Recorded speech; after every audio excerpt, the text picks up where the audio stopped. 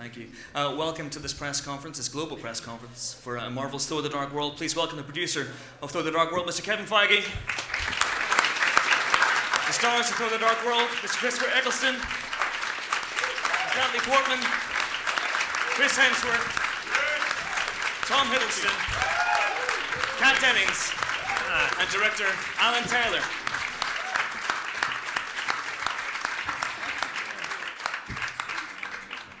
Okay, so we can begin. I'm going to start with a hard-hitting question for everybody, starting with you, Kevin, and working way down the line. Okay. Put you on the spot.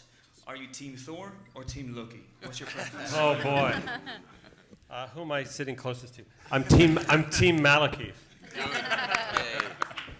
Diplomatic answer. And Christopher? Sorry. Team Thor or Team Loki? Oh, definitely Team Malekith. That's two for Team Malekith. He's not even in the running. That's amazing. And Natalie? Oh, what kind of woman would I be if I didn't say Team Thor? Suck up. And Chris? Team Loki. Tom? Team Thor. Anyone keeping score here, by the way? I'm losing. I'm destined to lose. That's Loki's fate. I think he's always going to lose. Okay. I'll go with Team Loki. Yay! That's two for Team Loki. And Alan, I think you got the casting Deciding vote here. vote. It's like Sophie's choice, right? I can't pick one brother over the other, so I will say Team Cat. Oh. Pretty definitive. Nice. Diplomatic. I think Team Malekith won that one, strangely enough. Okay, now we're going to throw it out to you guys, because we've only got half an hour. So yes, there's a lady here, right here in the front row, and then another lady here in the front row as well. Just reserve your microphones if you just wait for 2 seconds. Thank you. Good morning, all. Question for Chris and Tom, if I may. The subject to trust is prevalent within the film, and I wondered, having worked together now on a number of films, whether you're free to experiment because there is a trust between you as actors.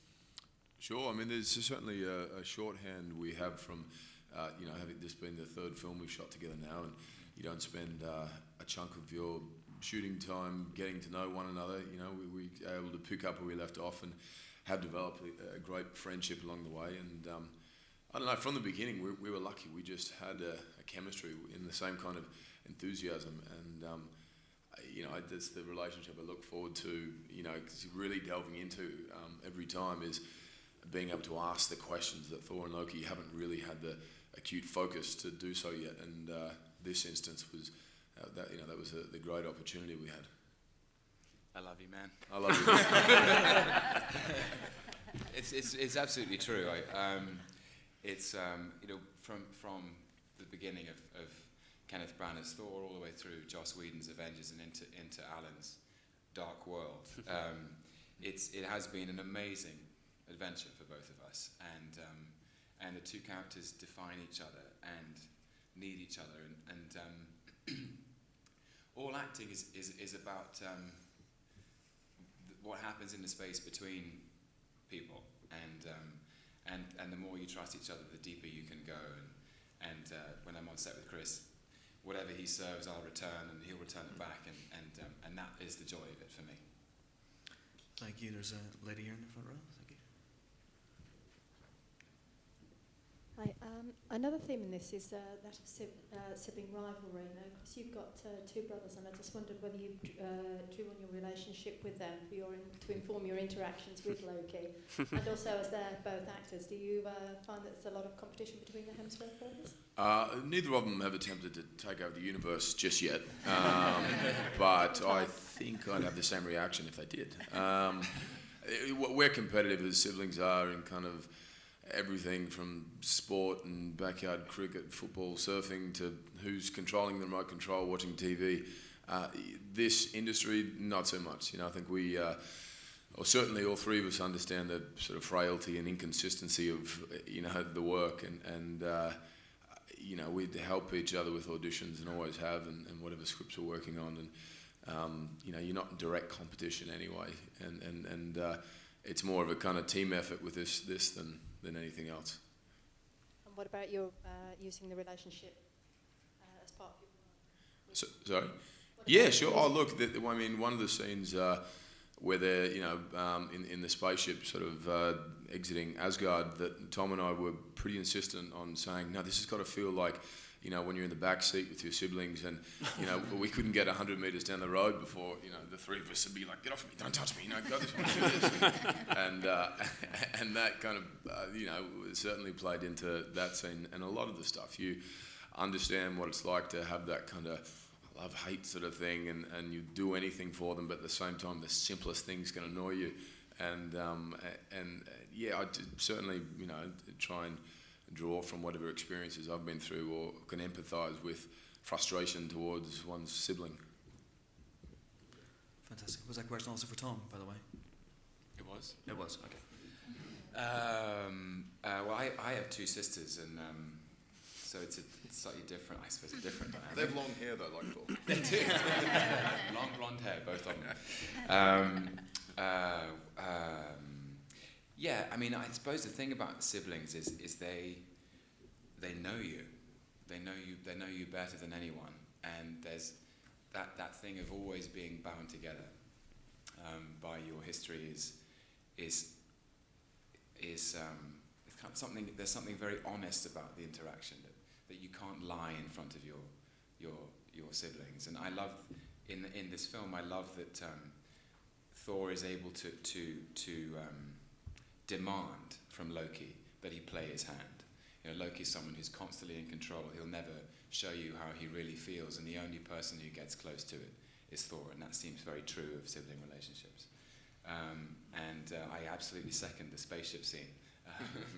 I've actually been on a road trip with Chris and Liam at one, and it's very similar to that. You're the worst driver. What do you know? It was very funny. Go that Yeah. way, it's quicker. No, it's not. And then if you spend time with Luke, he just knocks both their heads together and says, "Shut up, boys." Yeah, he's the older brother, runs the show. Yeah. Okay, we have a question here in the front row from, Thor, I think.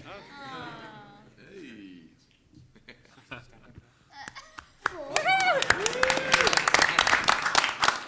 Cool outfit, man.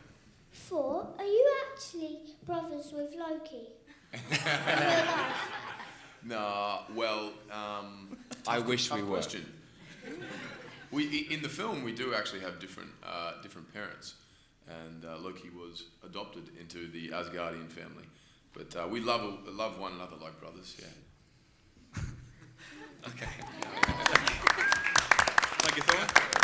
We're going to break up the tyranny at the front row and go all the way to the back. There's a gentleman here with the camera with his hand up. Thank you. If you could just... Thanks. I think you have to be wearing a costume now to ask a question. The bar has been raised. I can't possibly top Mini Thor, I'm sorry.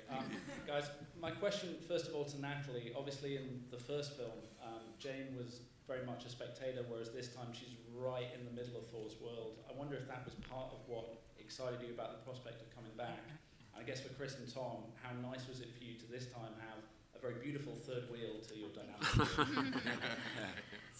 Well, that's very nice. Thank you. Yeah, it was exciting to get to come back and work with everyone and meet people who were joining this time, and also because Jane gets to go to Asgard this time, I was lucky enough to get to work more with Tom and to have scenes with Renee and Anthony too, who were amazing, and I just got to admire from afar, and then also just continue the fun rapport with Kat and Stella and Chris, and there was definitely a lot of laughing, maybe too much laughing on set. Interesting DVD extras on this one. Yeah. But yes, it was brilliant to have Natalie there and to break up some of the godly testosterone of Thor and Loki doing their thing with beautiful Jane. So Yeah. I loved working with Natalie. In the first film, Loki's aware of Jane Foster's presence and refers to her, but it was so fun to see what happens when the two share the same space. Violence, as you see. Just, that's the first move. Can I just say I love your t-shirt? Thanks, man. There's a gentleman in the third row with a white t-shirt and glasses. If you just keep your hand up so we can see you. Thank you. Hi, I've got a question for both Natalie and Chris. Chris, you recently called Britain the new Hollywood as a place to film. And I just want to ask you two, what's it like compared to filming in Hollywood? How different is it filming in the UK? The interesting thing about Hollywood is, I mean, I don't know that a lot of stuff gets shot there anymore. Obviously, once upon a time it did. But it's predominantly kind of sets and studios. The nice thing about here is there's incredible studios, but there's brilliant locations to take advantage of. And I love the aesthetic this film has because, not only Asgard, but we get to see London. And most of these films are set with sort of New York or an American city as the backdrop. And I love that difference. And yeah, do love shooting here.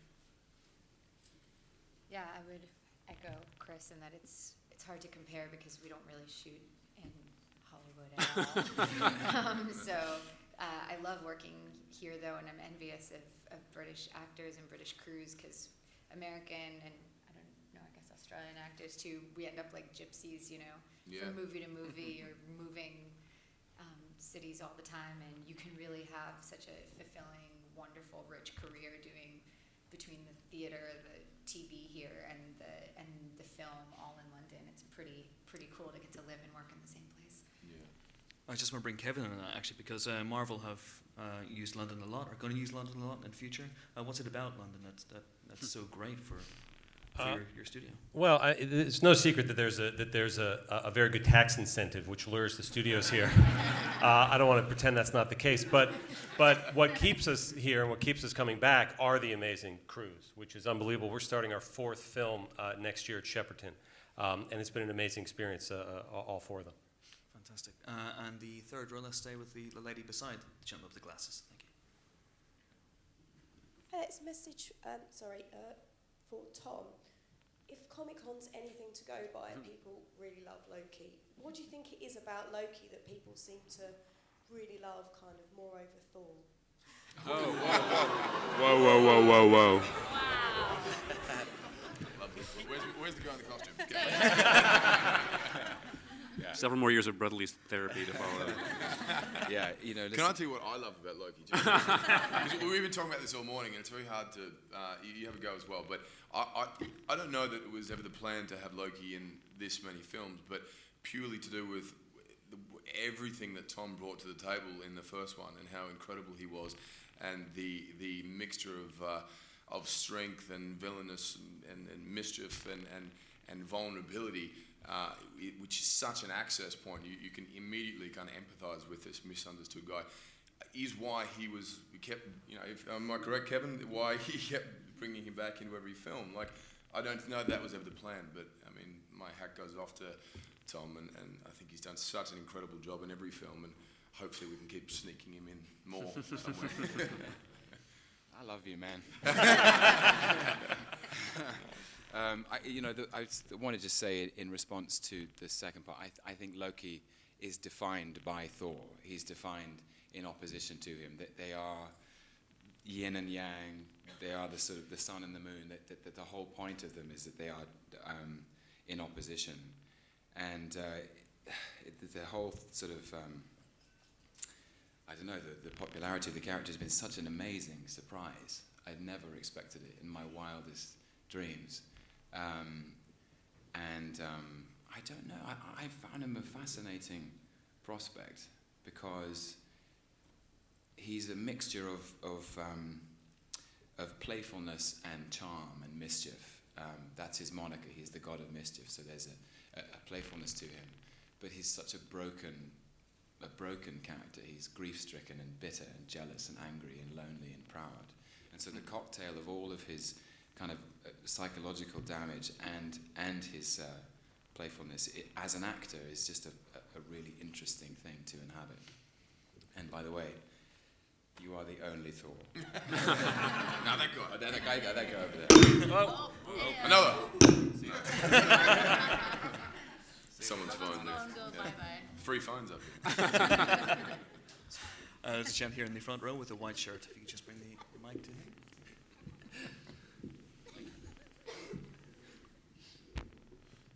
Hi guys, I'm Alexander, and being from Sweden, I love all the scenes with Stellan Skarsgård. Yes. Yeah. I also feel this movie has much more humor than any other Marvel film I've ever seen. So, can you comment on that, maybe Alan and Kevin? Yeah, I'm so grateful to hear that that's what's coming back from the audience as they start to see the film for the first time. I think I went into it and I thought my first task was to darken the world and deepen it and dirty it up a little bit. I sort of felt like that was my mandate going in. And then as we started the process, I realized, oops, if we're going to darken it, if we're going to deepen it, if we're going to possibly kill off some characters that we love, we better make darn sure that it's balanced on the other side, because the key to the Marvel universe and the Marvel language that I was being assaulted by while I was making this movie, because Avengers came out while we were starting it and Iron Man 3 came out while we were finishing it, was you are screwed if you don't also keep it funny and light on its feet at the same time. So it's called The Dark World, and there's certainly dark currents in it, but yeah, the humor was critical, and I can't say enough great things about Stellan. He was the first thing we shot. I think we started with him in Stonehenge running around with a thong on. And he's probably one of the few men I know who walks into it, didn't even bat an eye, didn't hesitate for a second. He's hilarious and always truthful in his performance. Yeah, just great. And speaking of comedy, if we bring a cat in on this one, I'm delighted to see that Darcy still can't pronounce Mjolnir, which is great. Yeah. Is there a lot of improvisation though on the set of the movie like this? Me? Yeah. Oh God. Okay. There was a little bit of improv in my first day back, and I'm on the show in the States, which allows no improv whatsoever. And so when you guys told me I could do that, I didn't know what to do. I was very jet lagged, so I think banana balls came out of my exhaustion. But yeah, I was very happy to be back. You guys gave Darcy some awesome things to say and do. Excellent. And there's a gentleman in the front row with the hat. Thank you. Hi guys, first off, congratulations on the film, I really enjoyed it. I've got a couple of questions. Firstly, for Chris, we've seen a lot of great development from Thor from the first film through to Avengers, now this. How do you feel you developed as an actor from the first film to now this? And also for Alan, I was surprised to find that this is actually one of the more shorter Marvel films of the Marvel films. So what was the editing process like, and how much footage can we expect to see deleted scene-wise? Who goes first? Chris goes first. Yeah. I remember the question. I mean, every film I look back and go, oh, okay, now I get it. And then I start the next one and go, oh, I don't have a clue what I'm doing. And, it's nice to be able to approach a character again and for the third time attack it in a different way with a different director and have a whole new, bag of ideas and influences and ways to approach it. And I think I grew up as a person as well, as you do through time, strangely enough, and as did, so Thor, that echoes into whatever you're doing in your work, and it was nice to have a more mature Thor who was sort of less petulant and arrogant and teenager, as the first one it was at times, but that transition into him understanding the darker side of the throne and that responsibility and the sacrifices. It was fun to play with. So editing process.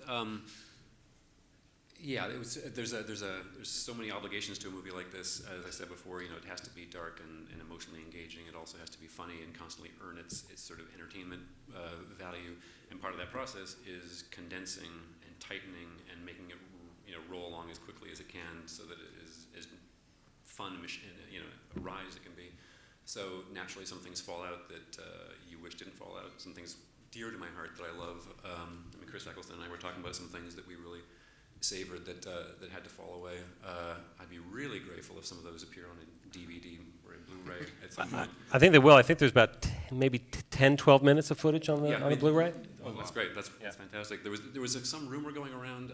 This is my first encounter with doing work while the internet watches. I had a little bit of that on Game of Thrones, but nothing prepared me for this. And there was a rumor about a running time argument at one point, and it was funny because I don't think anybody that I knew, my editors, I don't even know how long the movie was. There was never a running time issue. It was always, how can we make it better, funnier, more effective? How can it land harder? So in that process, some of my children had to get murdered and put on the floor, but I'm sure they'll have an afterlife. Metaphorically.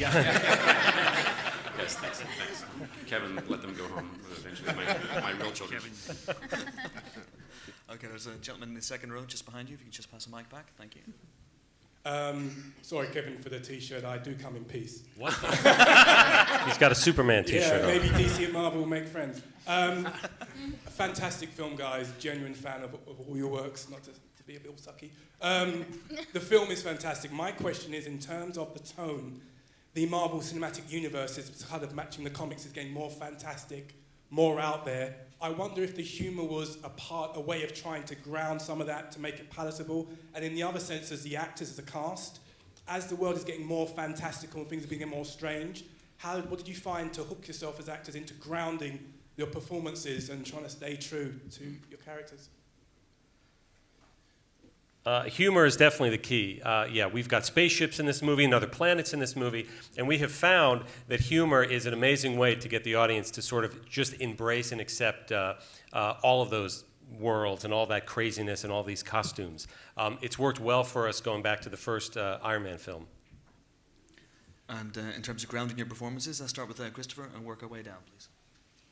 Grounded, how I ground my an immortal dark elf who existed before the time began. How I ground my performance out. They'll tell you. They had to suffer. Well, it's interesting talking about the humour of the film. I saw it last week and was really surprised at the amount of humour because I'm such a miserable bastard. I was completely excluded from any of the joy. My character was completely grounded in vengeance. He was like a maniac for revenge. The idea, I think, with Alan and Kevin was to suggest that the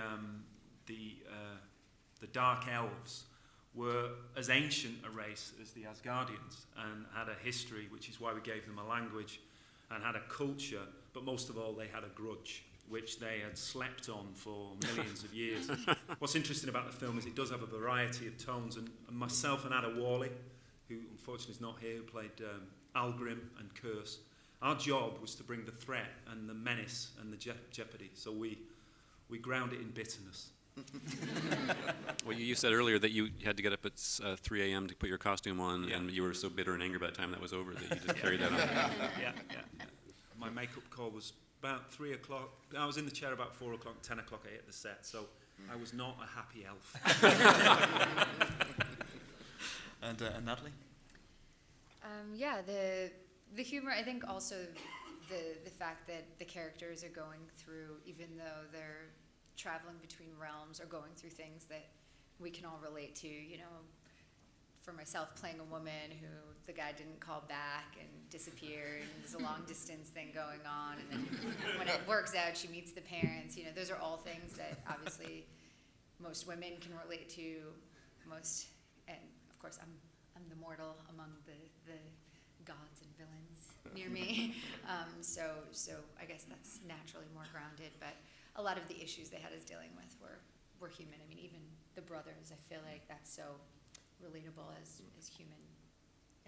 Yeah. I remember Hopkins said something to me. We first day on set on Thor 1, and we walked in our outfits, and he has the eye patch and the whole thing, and the sets, and he looked at me and said, "There's no acting required here." and I always remember that and think, like, yeah, don't compete with it, you know, like, keep it simple, and it already sells a lot of the work for you. So. Yeah, I can't add much to what everyone else has already said. I suppose the thing that I always think is grounding about these films is the family relationships for me. We're traveling through space and time, we're dealing with gods and monsters, but the heart of the film, from my perspective, is a family, a father, 2 sons, 2 brothers, a mother, and the fractious, intimate interaction that they have. Oh my God. Top that. Well, I think Darcy is maybe the most grounded person in the story. Anyway. Even if she's kind of spacey in her brain, she's not in space, so that's good. And I mean, I think Darcy's love for Jane and my love for Nat is pretty, easy way for me to stay grounded in the whole thing. I love you. Yeah, and I get to be the outsider to all the craziness and comment on it, I think, like the audience would. Okay, there's a gentleman here in the front row. Thank you. Thank much. A question for Kevin. Both Marvel and DC obviously have had successes at the cinema, but Marvel seems to have a very, very good strategy for a universe, not just on the big screen, but obviously TV as well.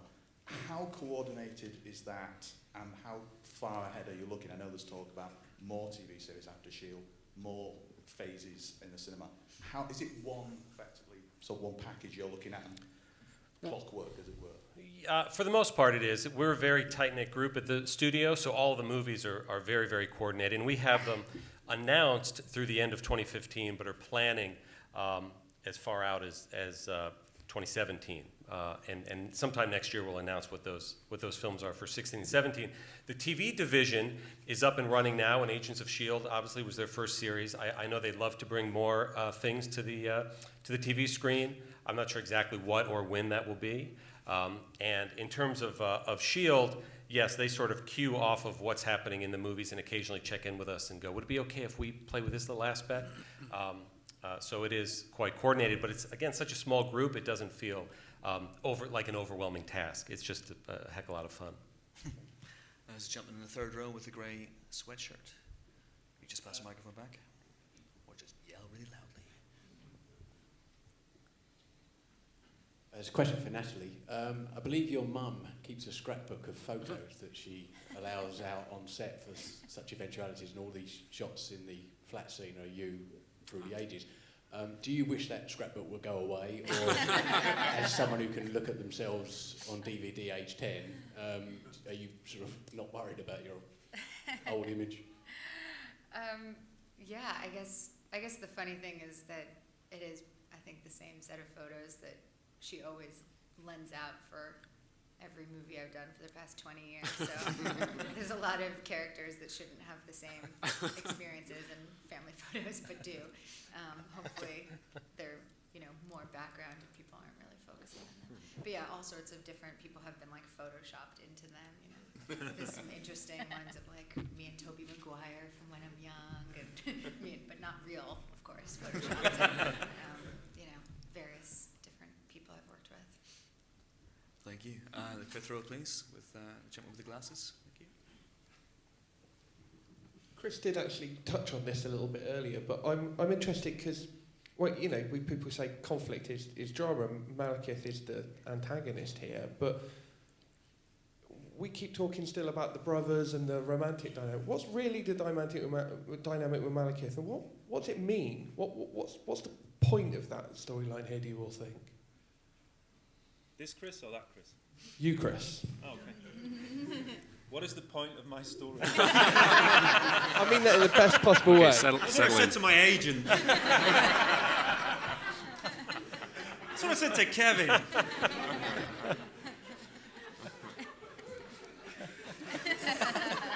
The point of my storyline is for me to get paid.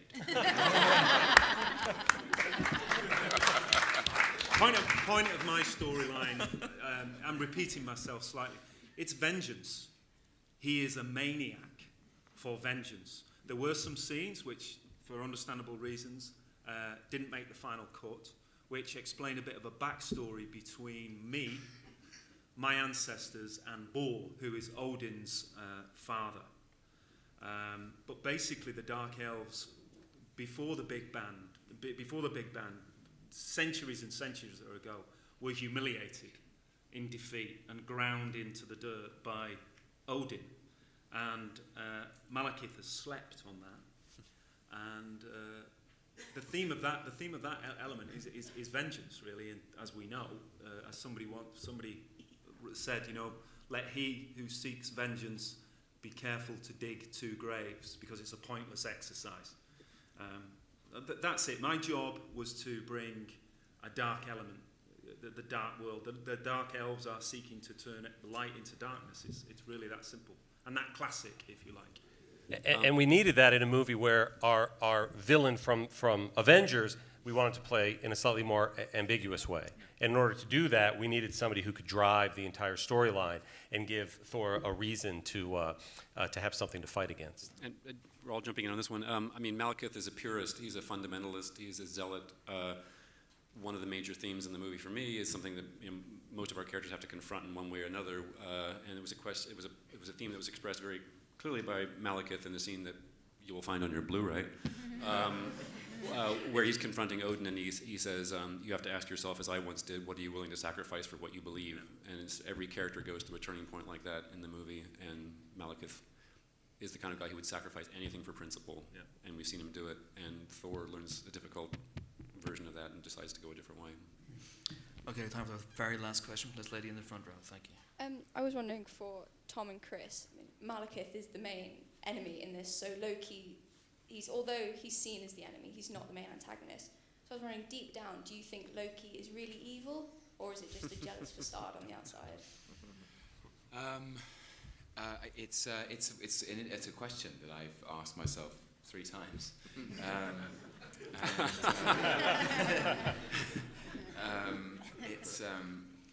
I think every villain is a hero in his own mind, and people make choices, and they always justify those choices, no matter how misguided their motivation.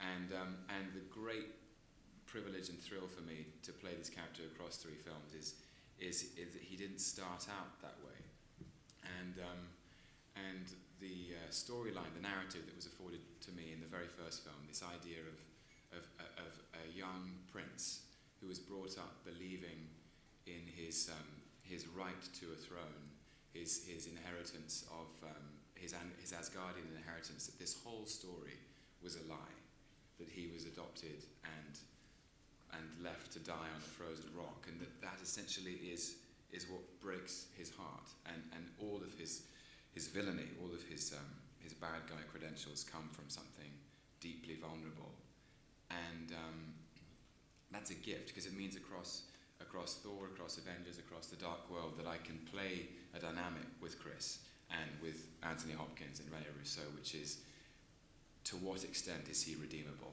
Can he be pulled back towards the light? It's a very, very fun fault line to dance on. Yeah, what Tom said. That's exactly it. Well done. How do you know so much about it? I don't know. It seems like a good note on which to end. Thanks so much for coming. Thanks for your questions. And thanks most of all to Kevin Feige, Christopher Eccleston, Natalie Portman, Chris Hemsworth, Tom Hiddleston, Kat Dennings, and Alan Taylor. If you could remain seated while everyone leaves here, and then recheck in for Saving Mr. Banks. Thank you very much.